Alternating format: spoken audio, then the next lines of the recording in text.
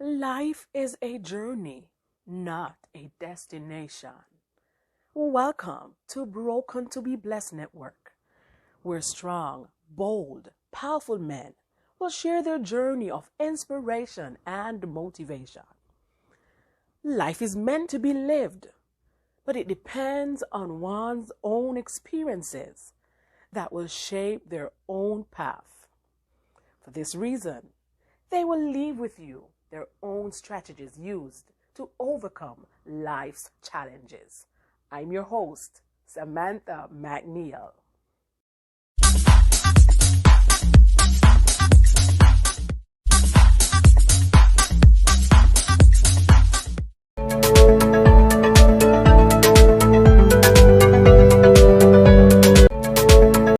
Ladies and gentlemen, today's guest, Bob Nestor Broomfield.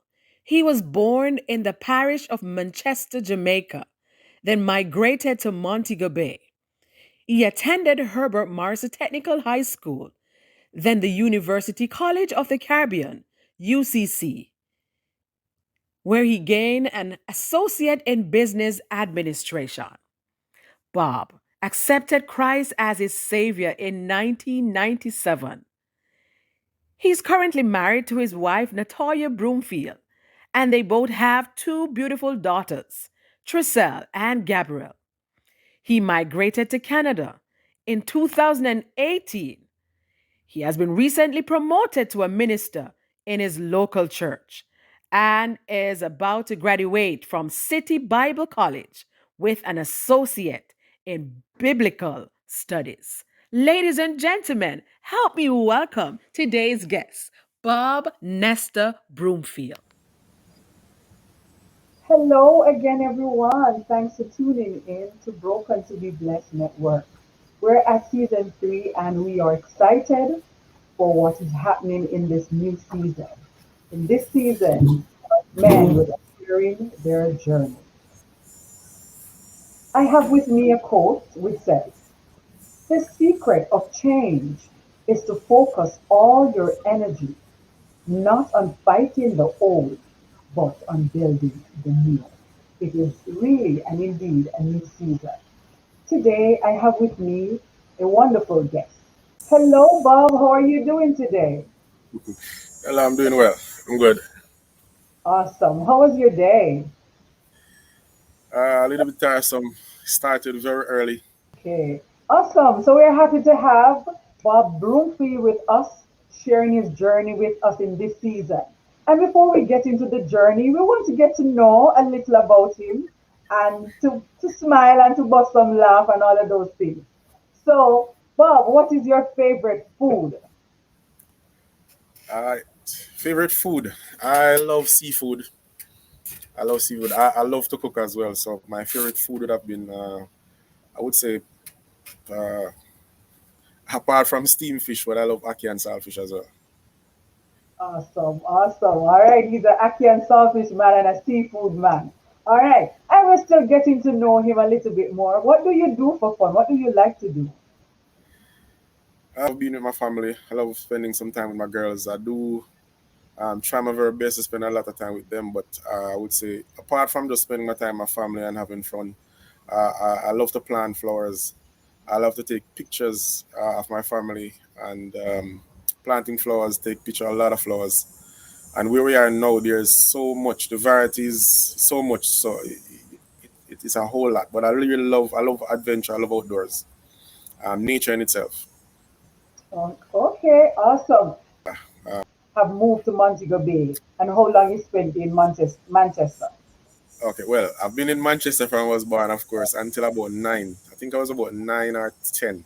I think it's about 10. I remember specifically it was about 1992, the summer of 92, when my mother came to Manchester and saying that she's going to take me back to Montego Bay. My brother was already in Montego Bay with her from the year before. So I went back to with her to Montego Bay to live now. I was in 1992, I believe, yes. And we were living in Rosemount. Um, Not a large place. My mother rented the house there. We were living in the basement. There's a room, bathroom, that's basically it was just three of us, so we were at least comfortable. Um, I remember the very first night I went down, I was watching television for the very first time all by myself. So I watched until it sign off. At those times when the TV sign off, meaning yesterday the different colors in diagonal form coming up on the screen. So I watched until that. It was about midnight. I think it signed off at that night. So it was fun. It was fun. Um, we my brother and I we went to Farm Age. That's located in Green Pond. I went there. I spent the rest of the year in grade six, and then I spent a full year in grade six where I did the common entrance, and I passed, and I went to Herbert Morrison. So from that time until 3 years ago, that's 2018, lived in Montego Bay. All right, awesome, awesome. So we get to know a little bit about Bob before he start giving us the meat of the matter. And I'm interested to hear, and I know you are interested to hear too, because it must have been a journey. As he said, he was in Manchester, and then his mom just said, "All right, Montego Bay," and that was the journey. So go ahead, Bob, and just share with us what was life like growing up and all the other transition that you would have made in your life. Oh, okay, I think the major part of it started when I would say got to Montego Bay. I went to grade six, as I said, did the common entrance, and I went to Herbert Morrison. I remember, I think the first year, um, we had to move. My mother had to move from where we are in Rosemount. So I went to Manchester on holiday, my brother and I. We were from different area in Manchester because we don't have the same father. So we went to different areas. But when we came back, our mother told us that she had moved. So she had now moved into a different area just above Rosemount, that would be Rose Heights. And when she moved into the place, it was after she moved in with all the things. The landlord told her that he did not have any light. So Oh that my was depressing, God. of course. So that was depressing, of course. And my mother at the time, honestly, she was not a pretty person to deal with. They call her Turbo. And by the name Wow. alone, that tell you exactly the character she had. So what we did, we um, we had a aunt. Would not say a blood aunt, but somebody we were close to. She did some work for that lady. That is Miss Laris Gale. I remember her. Um, she lived in a Irwin. So we went there for about 6 months from the summer to December, and we were there. And they had a large garage, long garage. So we were at the back of the garage, living. My mother, my brother, and I. 'Cause we parked at the back part of the garage, and we were there. So after we went to school, of course, I was going to school. Mother was working. Um, my brother now had passed for Cornell College the next year. So at the December, she had captured a piece of land now back in Rose Heights, and we had built a boardhouse there. So we moved back uh, to Rose Heights in the December there. Honestly, at the time, Perry Mason was on television, and I love to watch that show. So I remember when I moved there the very first night, I said to my mother, "No, the show is about to start, so I don't see any light." She tells us that unfortunately there's no light. So that was disappointing for me, of course, but then I just have to understand that that's just a part of the struggle. So what happened is now that I think about 2 months after we got a light from somebody that was about maybe about half a quarter mile away. So it was a distance to get light now back to our house. So you have to buy a roll of wire to run, and we eventually got that and everything. Um, Years upon years now, we started building, adding to that house. Well, she, of course, because she was the one working. My brother and I were continuing going to school. And at that point in time, I said to myself that we could have gone into anything that is bad. We weren't going to church, number one. We used to visit my father now every 2 weeks back in Manchester for lunch money and so on. And my mother now had gotten a job in Cayman, so she was not there. We had our aunt now to come down and live with us. So our aunt was there with the both of us. And she was back in Cayman. And the same thing, we could honestly at that time vulnerable, and we could have gotten into any problems. But one thing that I said to myself is that I couldn't disappoint my mother for working so hard, knowing that she had made the sacrifice to go away, leave us, and now I get into trouble that get into groups and everything like that. So she would be disappointed in me. So I don't have to just stick to it and go to school and do what I have to do to get at least try and get us out of the situation. But it was not that bad. We continued. My mother came home. I think it was maybe the last 2 years of when I was going to grade 9. I think she came home. Grade 9, I think grade 9, 10. She came back. But surprisingly, for me, or should I say for us, my mother was a smoker. And when I said a smoker, she would chain smoke, and she had at the time a friend of hers um, that worked at the wharf, so he could get cigarettes from off the ship like nothing at all. So once the ship docked, you could get what you got. So she, in turn, would get all these free cigarettes and at her hand, so she could smoke as much as she wanted. So when she came back from Cayman, she came back a changed person. Number one, she came back telling us that she was baptized in Jesus' name. She started wearing a hat that she never used to do. She stopped cursing. She stopped smoking. Number one, and she said that now she was directed to go to a church that was in Salem at the time, and that church would have been Praise Chapel. But that time, I think it was about 97, 98. Praise Chapel had just came into Salem. That's in Catherine Mount, and they were at a tent at the time.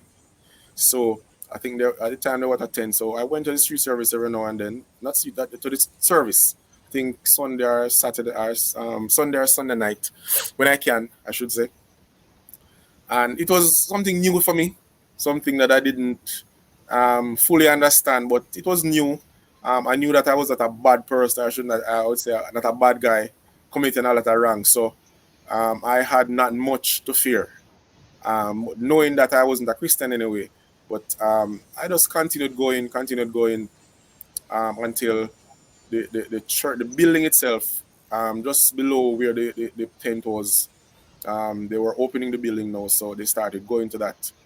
But I was surprised when I got down there because I never expected a church to be so big. But honestly, Pastor Salt at the time was welcoming. His wife, Sister Salter, was welcoming, of course, and of course, I had a Sunday school teacher. I would say he would be probably the person that had the most impression on me.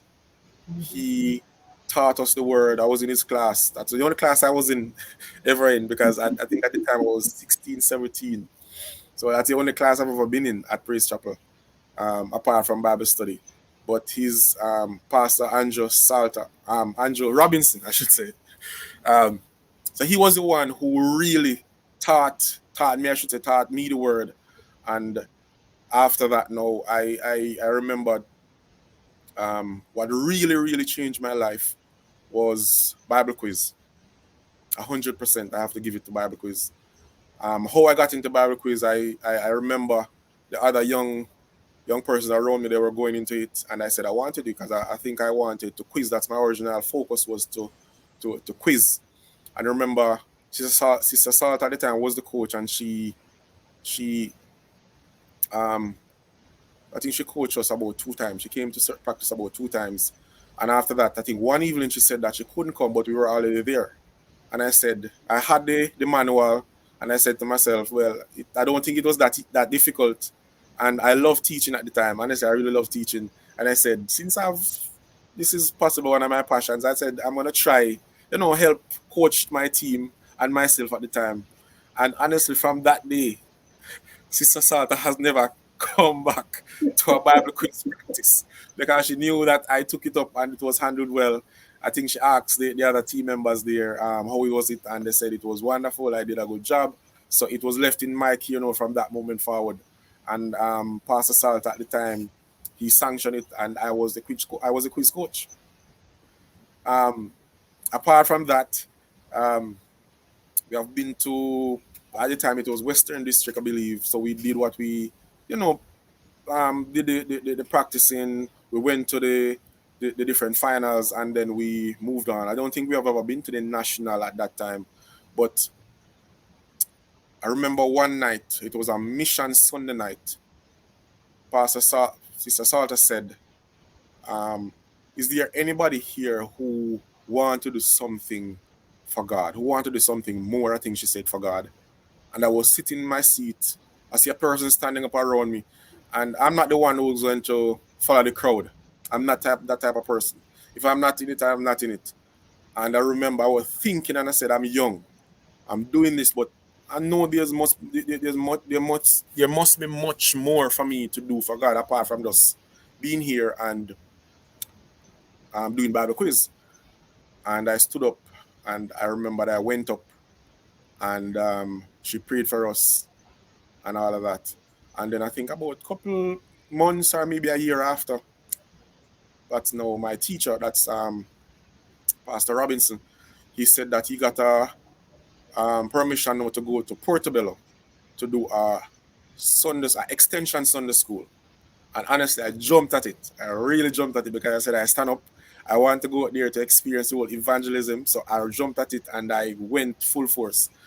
He would pick us up Sunday evening time when I think about 3 o'clock, 2:30, 3 o'clock. He would come, he'd pick us up, my mother and myself, and we would go there in Portobello. We would have Sunday school with everybody who came would be before the youngers, the young children that were there, and the adults. He would teach adults along with his wife, and then now I started to teaching the younger students there. And honestly, I get to love it because I said this is something that I always wanted to do. When I remember when leaving high school, my ambition was to become a teacher, but I wanted to become a high school teacher. And at that time, unfortunately, Sam Sharp didn't offer that. And I did not want to go into the primary school where you have all these younger children. My nerves wouldn't take that. And I did not want to go to Kingston, to Michael. That's the next drama, because Kingston at the time was hot. And I say hot, it probably hotter than Montego. It was hotter than Mobi. But now it's the flip, as we know. Mobi is now in that situation. But then I just probably changed and I started doing some accounting. I did all of that, went to pass through high school, did some accounting, and I went to Hart. I did hotel accounting there. I also went to National Youth Service and I did teaching for the summer, where they trained us how to become teachers assistants, and I went to Albion. That's what the nearest school to my home, because the place was near to the home, so it'd be less expensive. And I was there for I think a year. I think it was a year, and I really wanted to do some teaching there, and it was not the case. So what I did, I went to Kenilworth after, and I did hotel accounting. Was in Sandals for a while. Decided that I wanted to do something different. I left Sandals, went to Super Plus. I was a purchasing manager at Super Plus, Vogue. I loved it. I learned a lot from a lot of people that was there. I remember Miss Hunt was the manager. I learned a lot.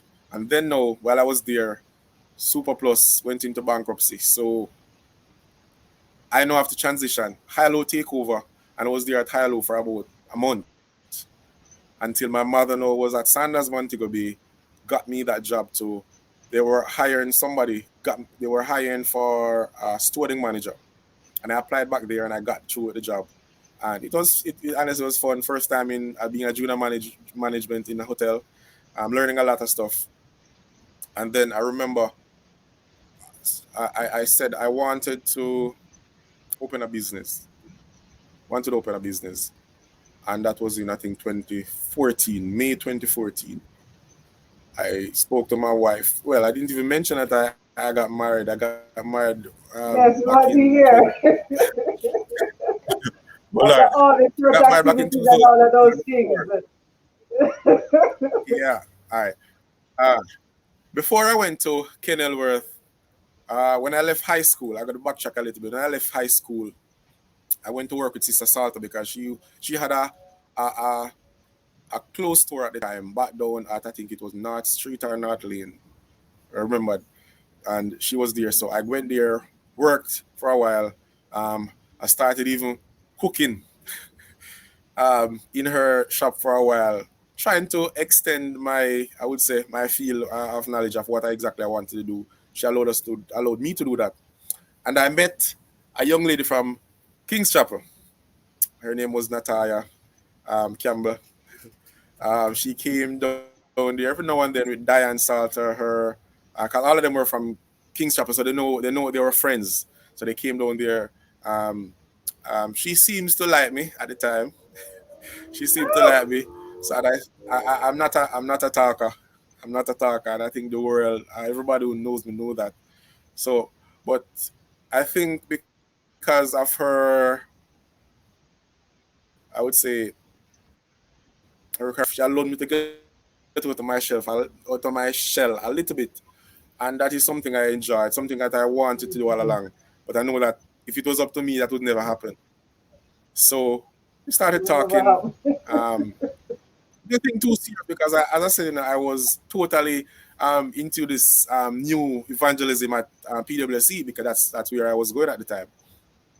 Um, but I think in the summer I applied for the new NYS. I got in through to NYS, went off back in Manchester again because that's where they had the camp in Manchester, and I was there for the summer. So we lose contact and everything like that. And I remember when I came back, I think I was coming from school the evening. That was coming from Albion now, because I was teaching. I was crossing, I remember Gully. Anybody who know Gully, I was coming from up city center, we were going down, and she was coming up to go to her taxi stand because she lived in Norwood. And I bumped into her crossing the road.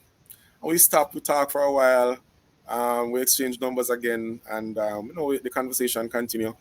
We started corresponding. With whatever event that was at Praise Chapel, she would come and so on. So she get to know me a little. I get to know her, and we took it. I would say we took it from there.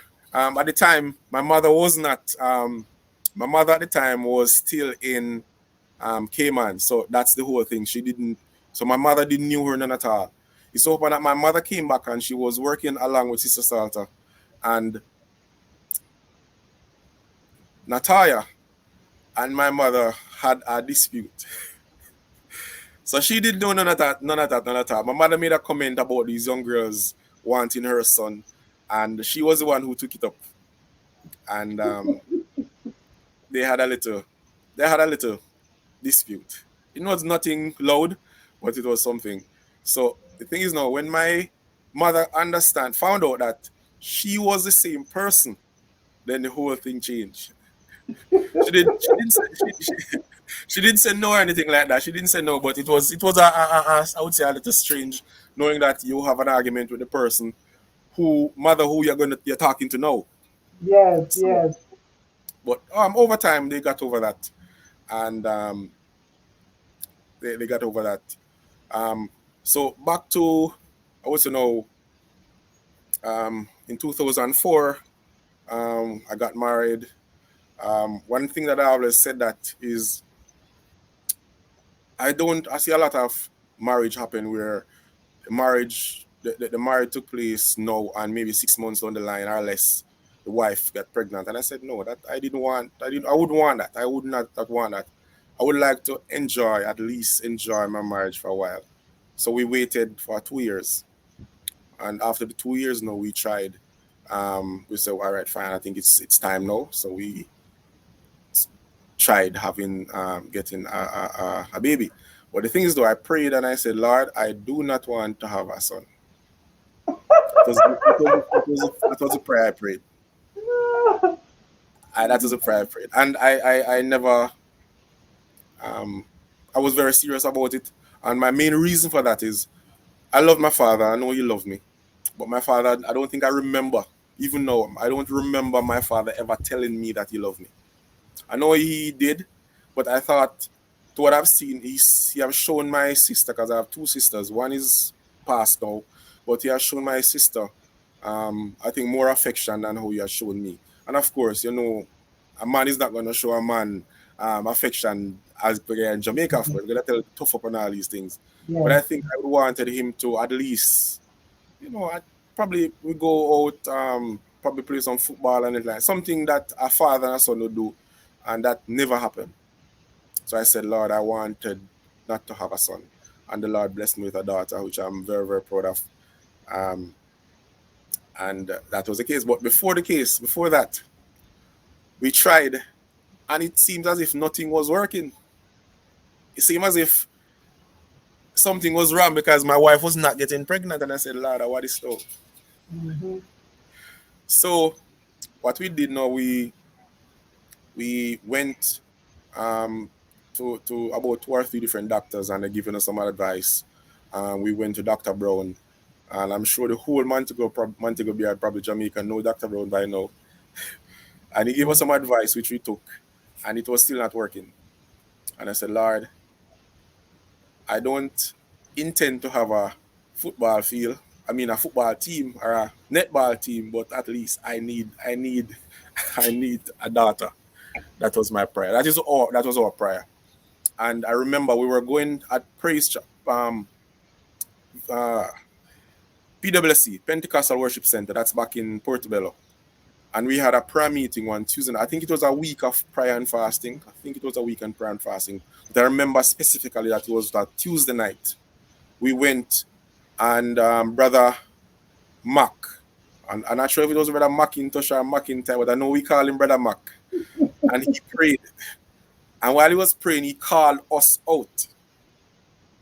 He called us out of the crowd, and he said to us, we know, he knows now that we were praying and what we are praying for.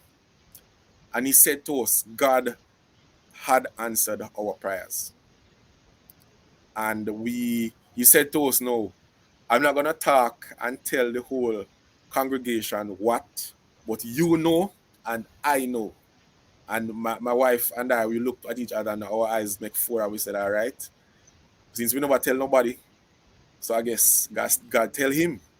Mm-hmm. And he said specifically to us, no, you know exactly what you need to go home and do. And Yeah. um, we followed his advice. And lo and behold, I think it was a couple of months later, or maybe a month later, we found out that my wife was now pregnant. Yeah. And that pregnancy was, it was tough. It was tough for me, but I believe it was tough on my wife.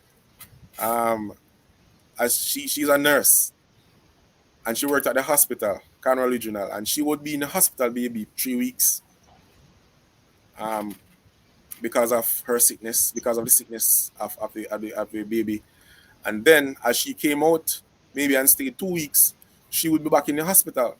So her friends now would make fun of her and said, you're a nurse, you're expected to be on the other side, not on this other side of being patient, but you should be the one giving the care. So it was Yeah. as a fun, but she would be back and forth in the hospital, back and forth every minute. And my mother and I now would take turn going to the hospital. So she would probably go during in the lunchtime, and I would go in the afternoon when I leave work now to bring dinner. And I would say thank God for my employer at the time, Sanders. They they didn't hesitate. They gave us the permission to get food from the kitchen to bring. She ate a lot of fruits that honestly I could not buy. She loved grape. She loved grape. So she got a lot of grape. She got a lot of what you call it now, strawberry. She got a lot of those and melon. I remember she got a fruit basket. She got them. Honestly, Sanders really took care of her. And in the evening now, she would get mashed potato and salmon and all these different food that I could not even buy. So Uh, they really, really took care of us because honestly, they knew my mother. My mother was in charge of the girls' department, and at that time now, I was working in accounts as a general cashier at the time.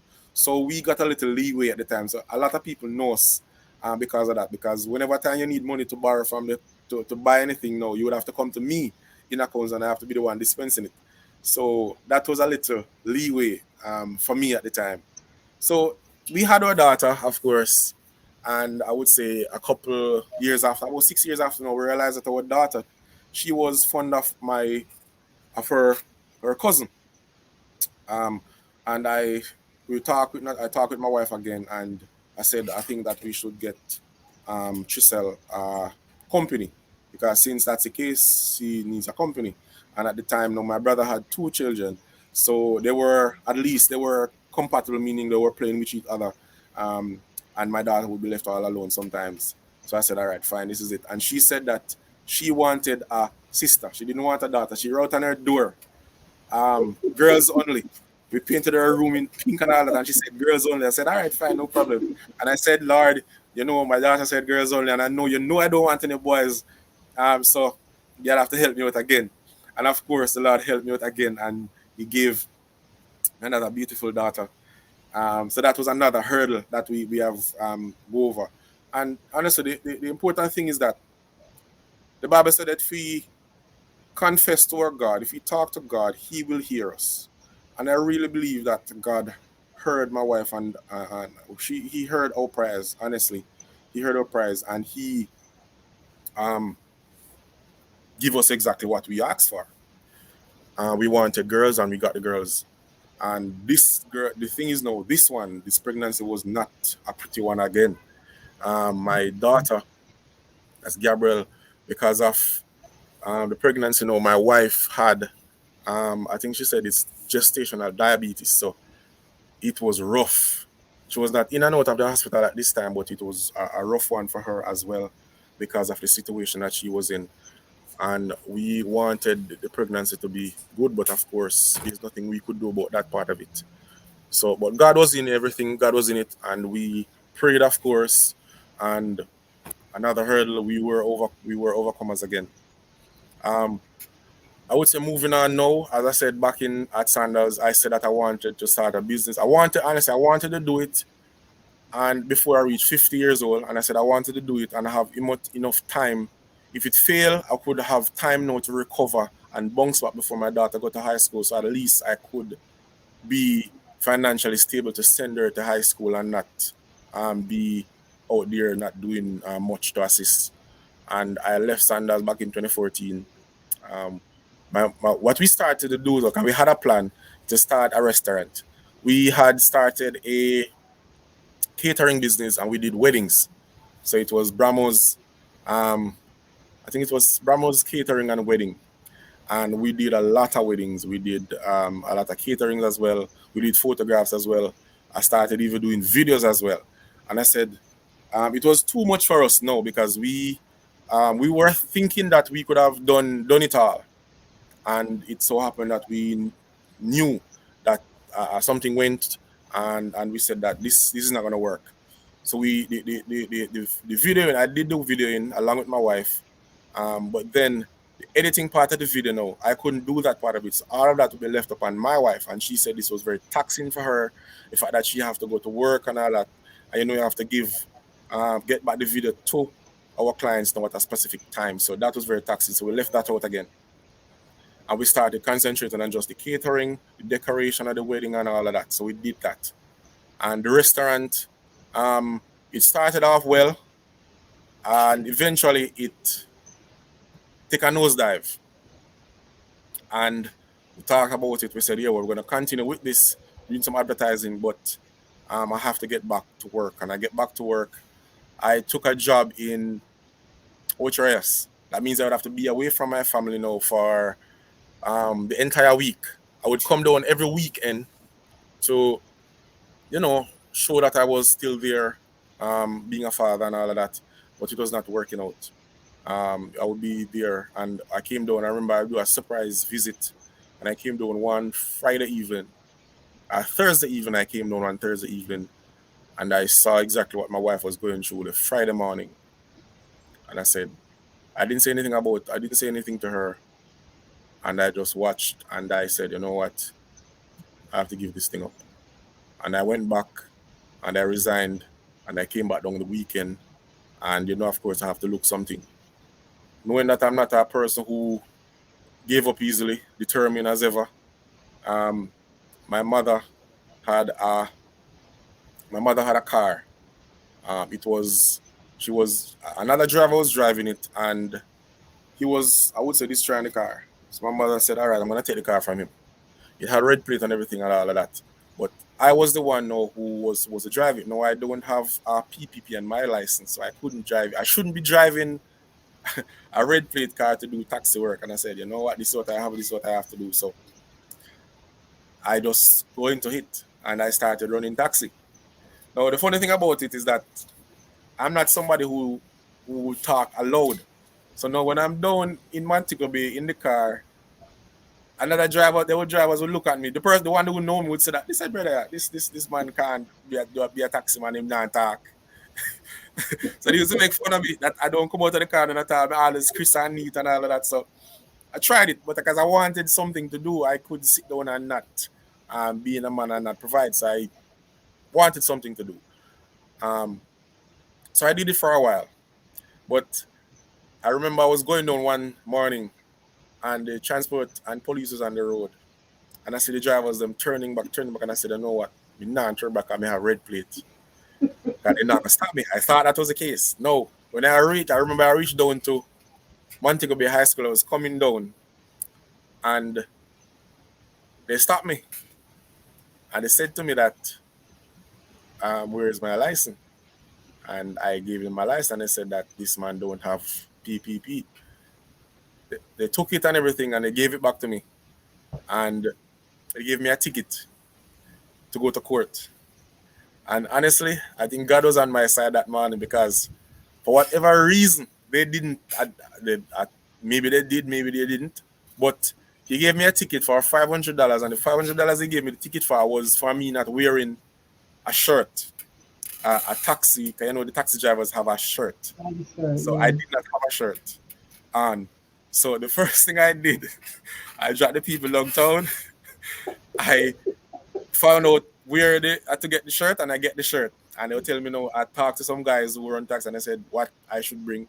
My brother told me I must bring $10,000 with me go today to the courthouse. So I get my shirt because I wanted the judge to see me know that I'm serious about this thing. Hopefully know that he didn't ask me for my license so that no, there's no PPP on it. So I went there to the courthouse with the little smalls in my pocket and waiting. I didn't hear my name call.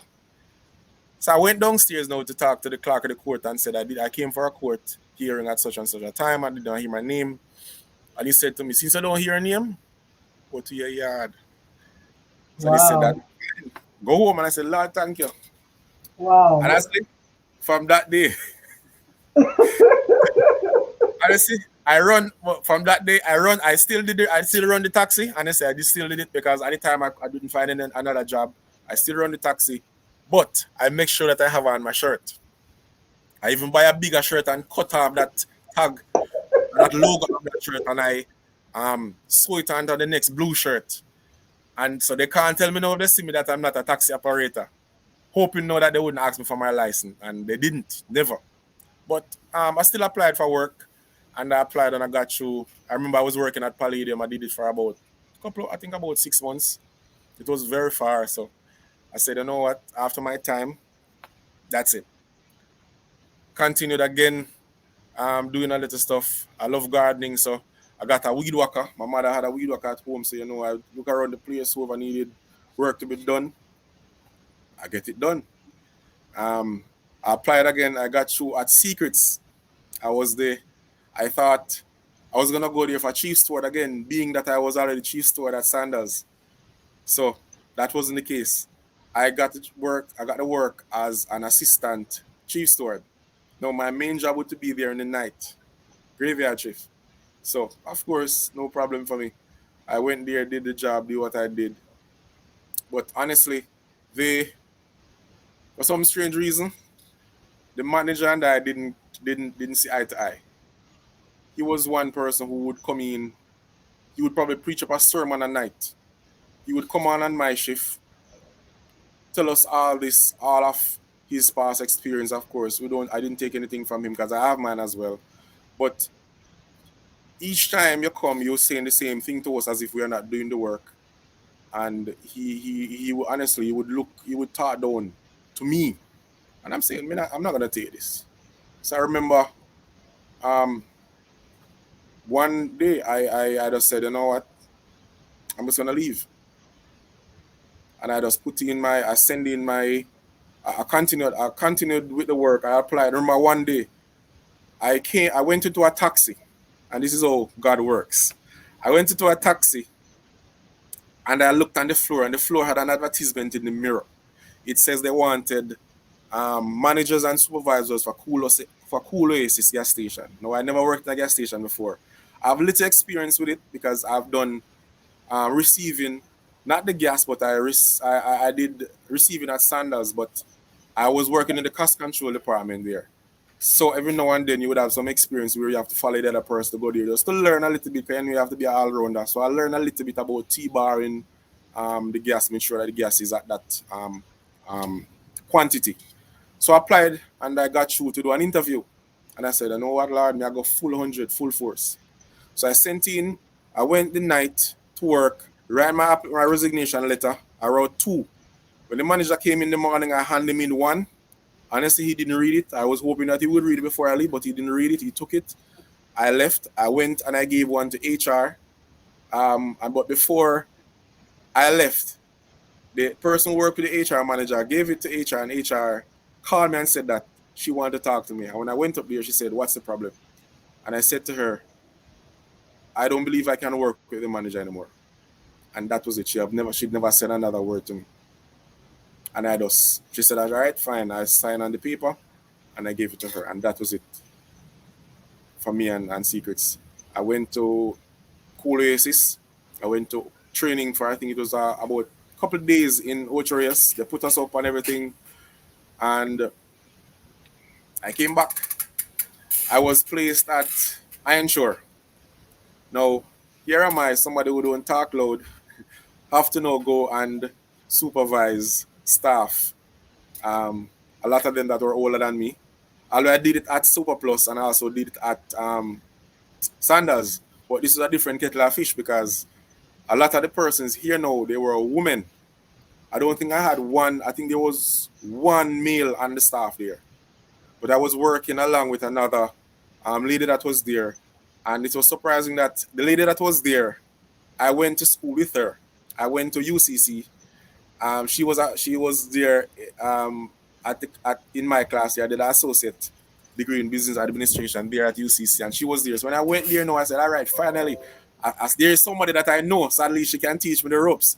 But I went there to assist her, and it so happens that about 2 months, I think, or 3 months down the line, she was no longer at the job, and they said to me, "No,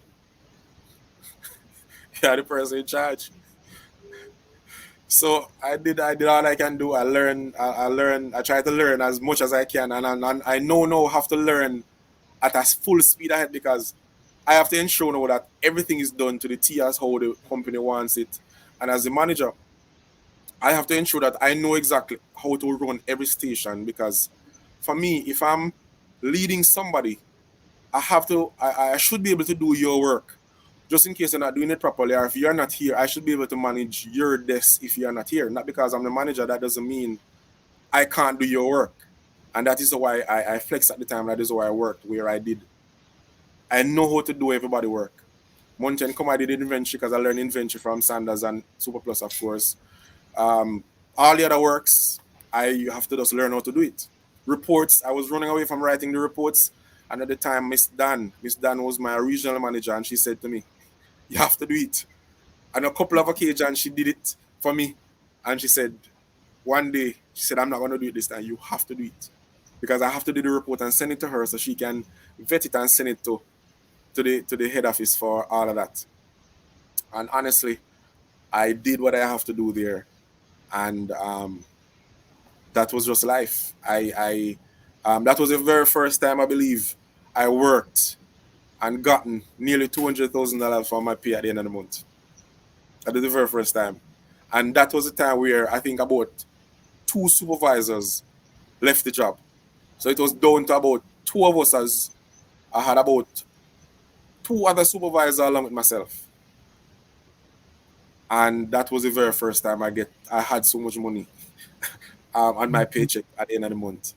But surprisingly enough, the government has to take their salary, that their share out of it. So then it gone back down to square one. However, something changed. I think it was in 2017. My wife, at the time, she was getting sick. She went to US on vacation. She and my younger daughter said, "You know what?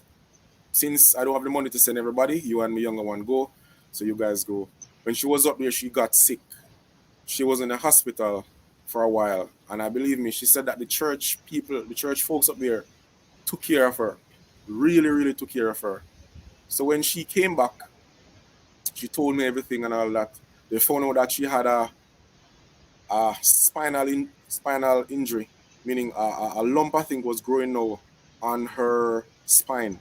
I think it was a C5, that's upper neck area. So she was short of breath. She having blacked out spell now and then. She was being blacked out. I mean, one day she was working. She was at work and somebody found her under a tree on the grounds of Cornell Regional, and it happened some other times there. But she got to a point now where it was very difficult for her to be at work, and it was not because of the work in environment, not because of her sickness alone, but it was the working environment at Cornwall at the time was not pretty. So for me now, it was very stressing knowing that it's like going back all over where my daughter was also being in the hospital with her, and she knows the one who would be in the hospital all over again. So I think we reached a point now where she had to do surgery. And I remember specifically our bishop at the time, he said that she should not do the surgery. And we prayed and we said, Lord, situation is this. You know it, because the Bible said that he knows our situation before we even know it. We go before the Lord with it in fasting, and probably had our friends fasting with us. And we said to our bishop, she's going to be doing the surgery. Of course, he was against it. And it was not a pretty time for us in church, honestly. It was not a pretty time. But when you have persons in church constantly being negative of you, that is where the real story comes to you. Because you're saying to yourself, no, you're in a congregation where you're supposed to feel the love. You're supposed to feel accepted. You're supposed to be along Christ's people. And if you're being treated in this fashion, you're being called names and all that. If you're being treated this way, what else, or should I say, where else should we go? But honestly, we were determined that we were not going to leave until we found another church, another assembly. And we continued there, taking the battery, taking everything. Every now and then, my wife would be taken out of a position because of whatever reason. But we work with it. Persons were bringing our name, well, my name, her name, said this is and that, especially her, because she's more talkative than me. So a lot of persons will believe that she did a lot of things in comparison to me. But when I reach a point when you're being called names, that is not pretty. You started to question now the persons who are in leadership.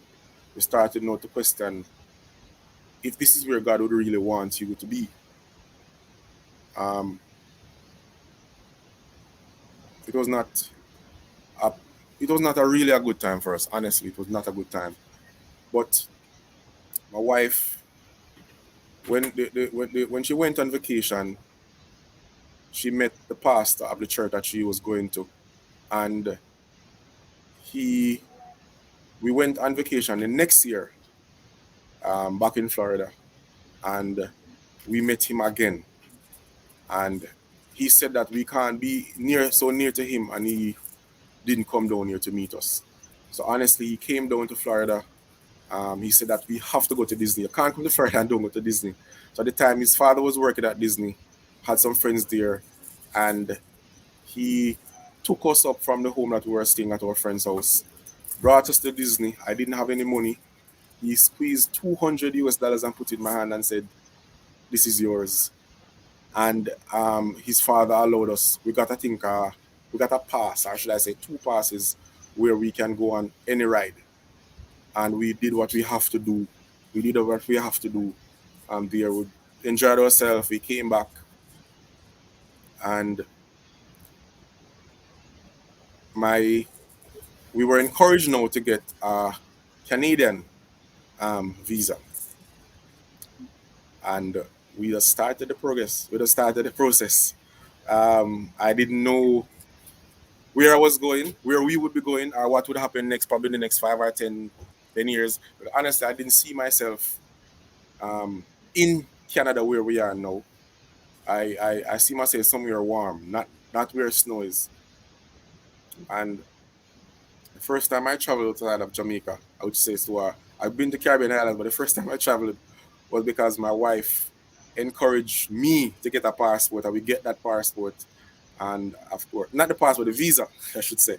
So we went there, and all of us went to the embassy at the time, and we got our visa. So we went on vacation, and it was again God that did it for us again, because if we didn't go there, we would not have met the pastor from the West. So we're now encouraged to get a Canadian visa, and it so happened that we got the link up with somebody over here, and my wife said to me, "How do you feel about going to Canada?" And I said, "For what we are facing now, I would say anywhere apart from here." And I did not hesitate. I did not frown. I just said it because I meant it from the bottom of my heart.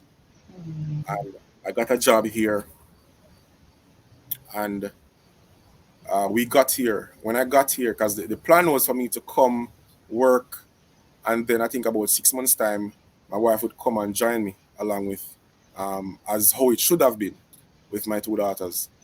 And honestly, I came November, the end of November, and by the end of December, my wife decided that she's gonna come.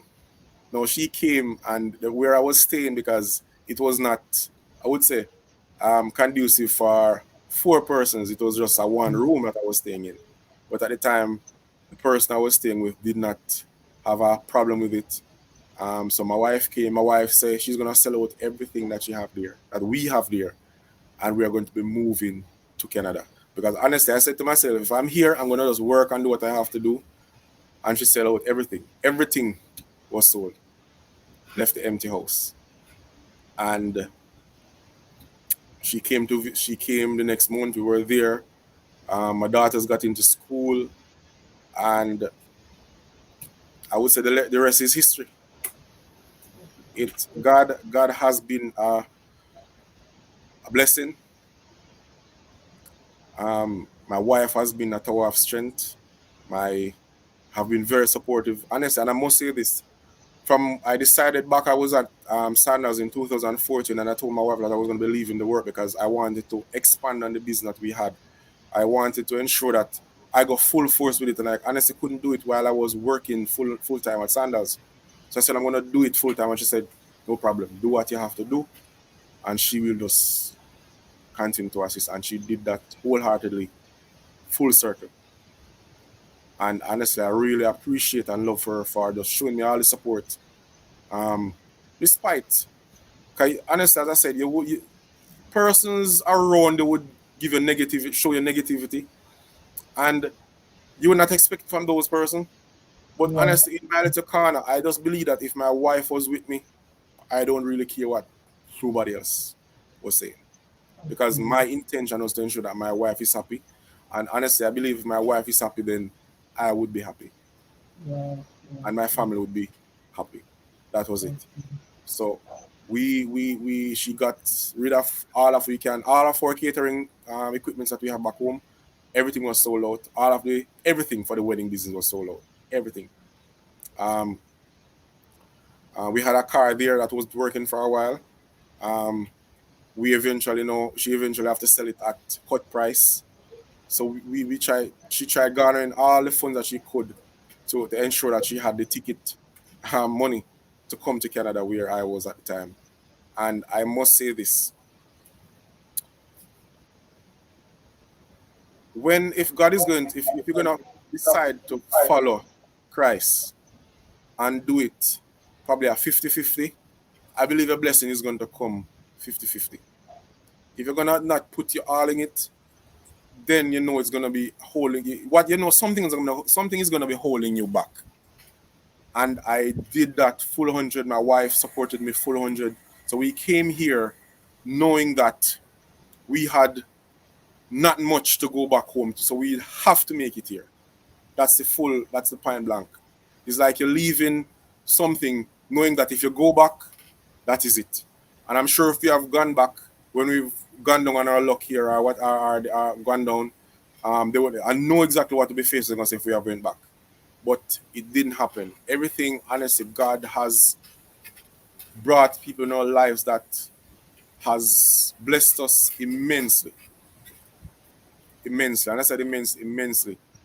I share something with you. Last year, 2019, before the pandemic, I went online and I see they're advertising webinars and all that. And I went there, signed up my name, and I went there, not knowing, because my intention was to go to the webinar, learn something to do business online. When I went there, it was not going, I would say it was going well until they start saying, no, you have to go for the next session, you have to pay $129. And I didn't have that.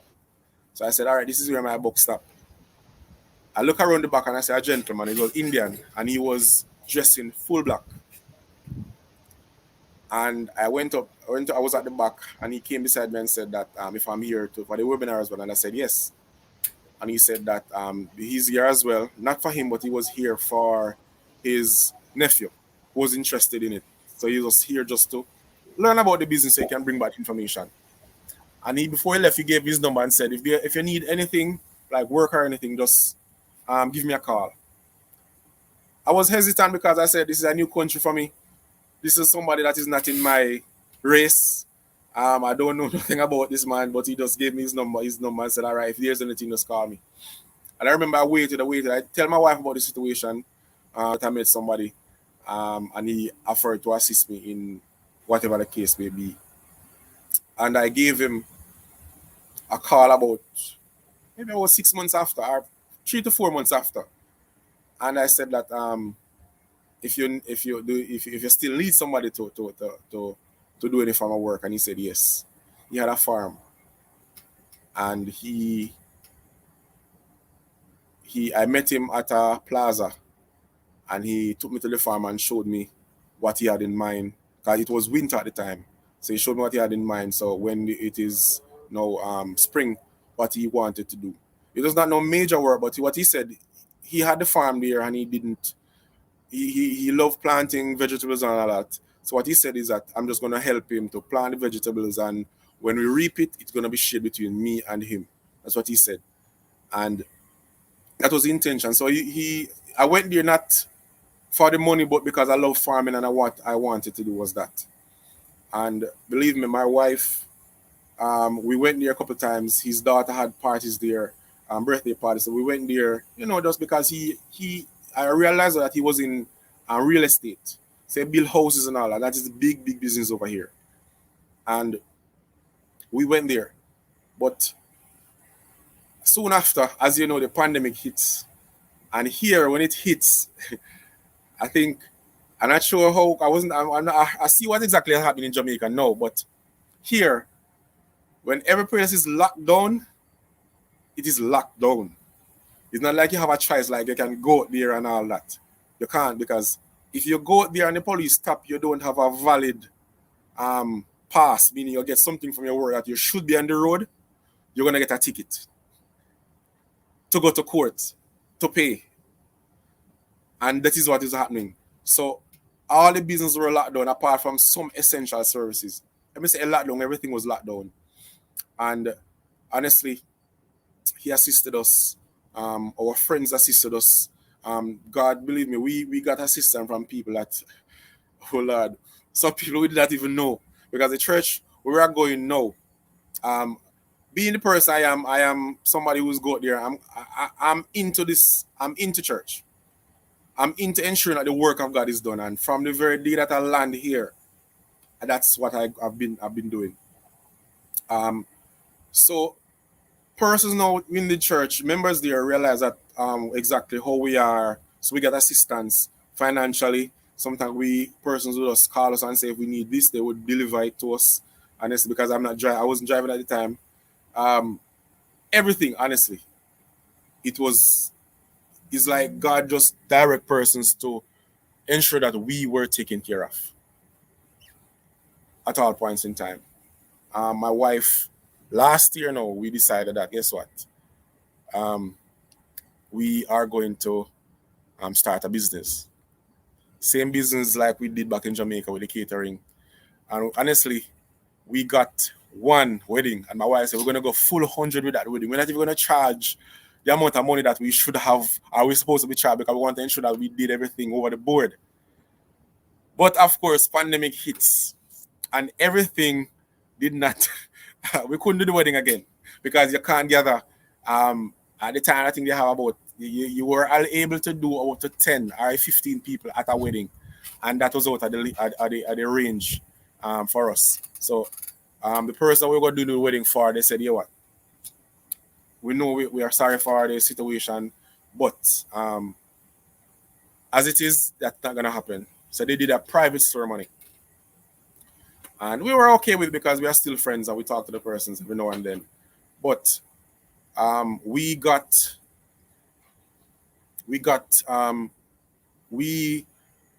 my wife and I, what we said we were going to do, as I said, but we started a cleaning business. So my wife, everything was done, of course, in her name because it's not going to, how its situation is that I have to ensure that it is done. We have to ensure that all the taxes and everything have to be taken out. Everything has to be done to the T because you don't want to be in a situation where the government come down on you and problem. But believe me, it has been wonderful. The pandemic has brought, I would say, joy and a lot of sorrow for a lot of people, but it has brought a lot of business to us. It has brought a lot of business to us. So one of the key things I would take away from this is that never give up. No matter the situation, no matter the naysayers, no matter the problems, no matter whatever it is that is said about you, whatever it is that's going to be holding you back, never give up. Never give up. Because your blessing could be in sad to say, but your blessing could be in the situation that is affecting the world, as now it is in the pandemic, is affecting the world. Of course, there are still places, it's loosening up now, but there are situations that will come. There are, I would say, opportunities that will come, and you just have to grab it. About 2 weeks ago, my pastor, he preached a message, and the title of the message was "Grab It."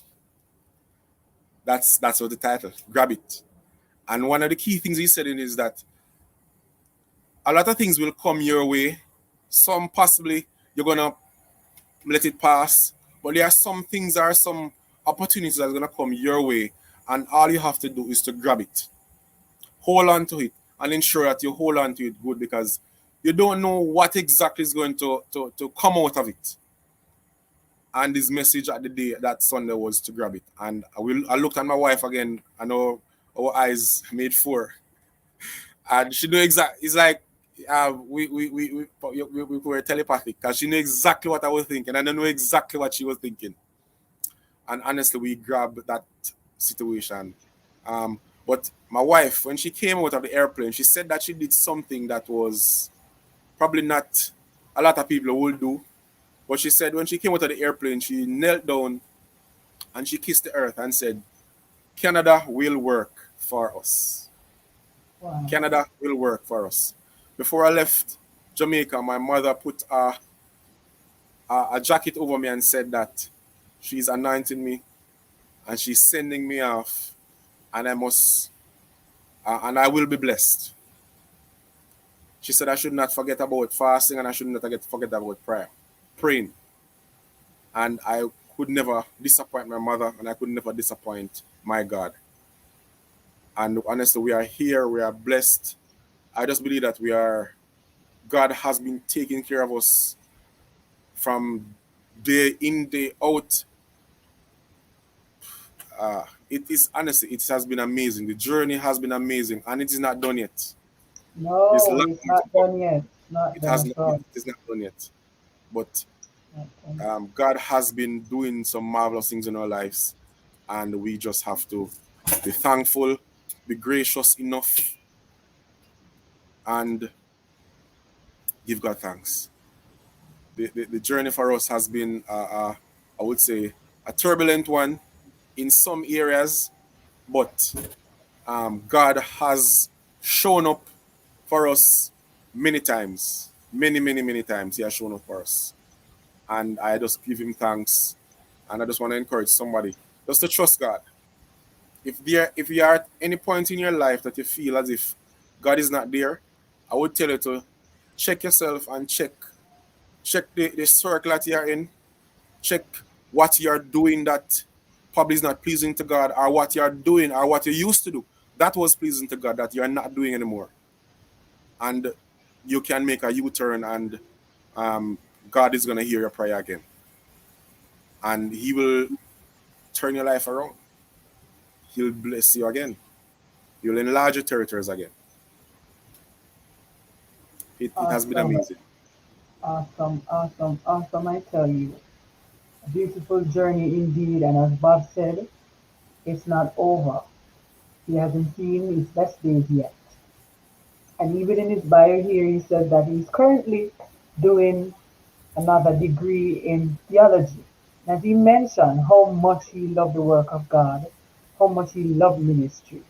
And we're so happy today to have him sharing his journey with us.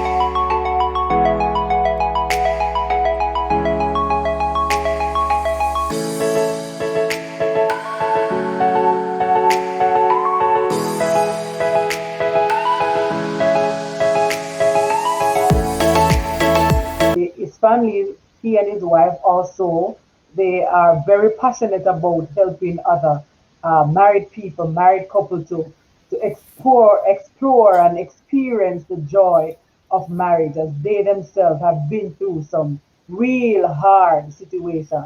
But they can say that God is indeed faithful and has helped them. I think they're now on a break, but they'll be back very soon. Yes. They are Bramo, that's Yes. correct. And they're on Yes. Facebook, so you can check them out. Uh, I don't know when they'll be back, but they'll be back soon. How soon, Bob? Yes. We took honestly, we took a break. It honestly, I never knew that being on having a show would take so much out of you. And we recently started Bible school, so that's the next thing again. So we have to put in some work now to ensure that our dream of um, I would say getting our degree now in theology. That's what we are working on. Both of us are working at it at the same time. So it's a lot to do now. So we'll just take a break to recoup, to come back again. And of course, school has now started for our daughters. So again, it's a lot of stuff. But Bob, for being here and for sharing Unbroken to be Blessed Network. Thank you so much. thank you very much for having me. Have a wonderful evening. Thank you also, viewers. Thank you for always being here and have yourself a blessed day. Bye bye.